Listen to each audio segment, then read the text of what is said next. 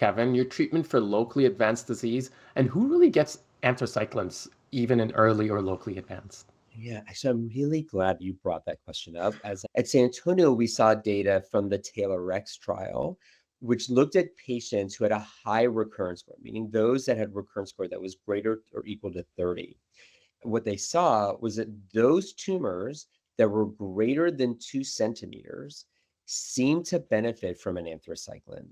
And again, we're talking node negative disease. It's Yes. one of the first data sets that I have seen where the question was, is this predictive of the type of chemo you would use? And so I think that is an interesting analysis, something I would discuss with patients. But the other thing to keep in mind is that the field has really changed since then. We have other drugs available, like we have CDK4/6 inhibitors. Ribociclib would be approved in this setting for patients who have T2 tumors with a high genomic assay. And so I think it's a conversation with the patient. I'm not so sure that it's a one size fits all approach just because it was a prospective retrospective study. To answer your question, I do generally use an anthracycline or at least discuss it for patients who have 4 or more lymph nodes involved. I'll also say, the data we've seen from the US Oncology and SVP studies have shown for those patients with hormone receptor positive disease. That was a study that looked at anthracyclines versus just doing taxanes. And originally, when we saw those data, it seemed like the patients who had 4 or more positive nodes seemed to benefit from an anthracycline. But actually, with continued follow up, that wasn't necessarily the case, but also understanding that that was an exploratory analysis.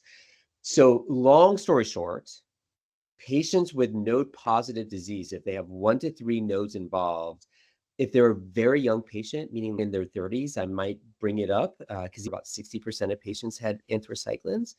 But in general, I've really started to move away from anthracyclines for patients, especially because we have CDK4/6 inhibitors. Absolutely.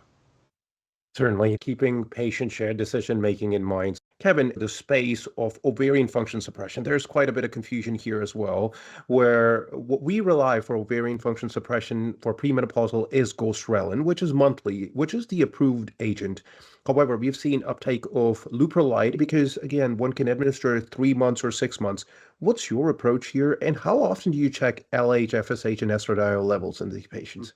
These are also great questions, patient specific. And so I think you know, also understanding that in some of the studies, like triptorelin was also, GnRH analog that was used. And so to me, my common approach is to use it monthly for the first 6 months, make sure that there's no breakthrough bleeding and that patients are in fact clinically postmenopausal. And then I might go to every 3 month dosing after that. That's generally what I do.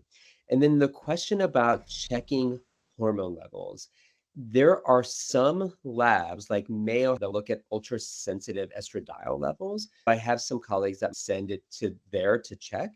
I find checking estradiol, FSH, LH really hard to evaluate as someone's getting a GnRH analog. And as when I've done this, I just feel like those labs are all over the place. When I have a conversation with a patient about starting a GnRH analog, I mentioned to them that sometimes it's hard to really know when you're naturally going into a postmenopausal state. And sometimes we have to commit to continuing that while you're on your endocrine therapy. And sometimes I've continued to check those labs, but again, I find them to be often unreliable and it comes back in a perimenopausal range. Right. Kevin, in adjuvant settings, along with endocrine therapy, we now have the option of ribociclib, which is a wider approval, abemaciclib, and of course, PARP inhibitor olaparib. Any clinical pearls around these agents, and in a patient with BRCA-positive disease who would qualify for PARP inhibitors, and your approach here? Yeah. For those patients who are germline BRCA mutants, the PARP inhibitor data, we have overall survival data from the Olympias. We saw those data at San Antonio. I start with a PARP inhibitor with their endocrine therapy. I have patients in my practice that are super high risk. I have a young patient who has many nodes involved. I might do endocrine therapy and a PARP inhibitor and then give a CDK4/6 inhibitor after that, not together, because that would be hard to tolerate and toxic.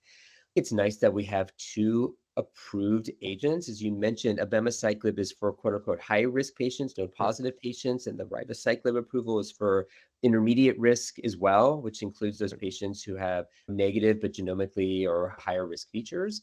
The big distinguishing feature is that abemaciclib is given for 2 years, ribociclib is given for 3. With additional follow-up, there seems like there's really benefit for both. I will say if a patient is eligible for both, let's say they have no positive disease, to me, I sometimes go to abemaciclib first, just because we have longer term data Right. and because it's 2 years. But if a patient's not able to tolerate it, then I have ribociclib in my back pocket. I know we're moving through this quickly, but that is because there's so much to cover. Just a few things to reiterate, Rohit and Kevin, what you brought up. Abemaciclib got approved based off monarchy. Abema dosing is 150 milligrams twice a day for 2 years. Ribociclib is 400 milligrams, different than what we use in metastatic disease for days 1 to 21 and 7 days off. This is for 3 years. And again, these agents are approved because of invasive disease-free survival, whereas when it comes to Olaparib based on Olympia, we indeed have overall survival. Yeah. Okay, And now, if I may, I just add one additional point. Also, with the ribociclib, just remember you cannot give it with tamoxifen. So if you're yes, giving it in the early stage Yes, setting, you indeed. have to, you're premenopausal patient, you have to do ovarian suppression and aromatase inhibitor. and when we're using Abema with tamoxifen, we also have to appreciate even further increased risk of VTE. So we just have to keep those few things in mind.